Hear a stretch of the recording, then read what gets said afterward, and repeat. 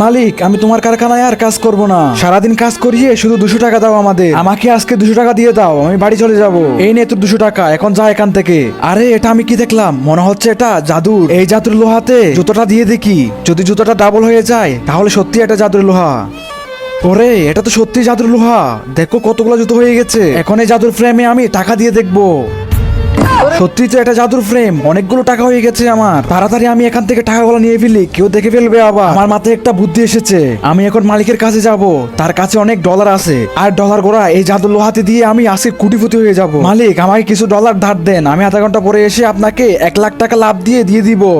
আধা ঘন্টা পরে এসে 1 লাখ টাকা লাভ দিবে? এই নাও ডলার গুলো নিয়ে যাও, আর আমাকে 1 লাখ টাকা দিবে কিন্তু আধা ঘন্টা পরে এসে। এই জাদুর লোহা, এই ডলার গুলোতে আমাকে ডবল করে কোটি টাকা বানিয়ে দাও। ইন্ডিয়া হলে লাইক করবে, আর বাংলাদেশ হলে লাইক সাবস্ক্রাইব দুইটাই করে দিবে। আজকে আমি কোটিপতি হয়ে যাব। আরে বাপরে, আমার ডলার কই গেল? এখন আমি কি করব?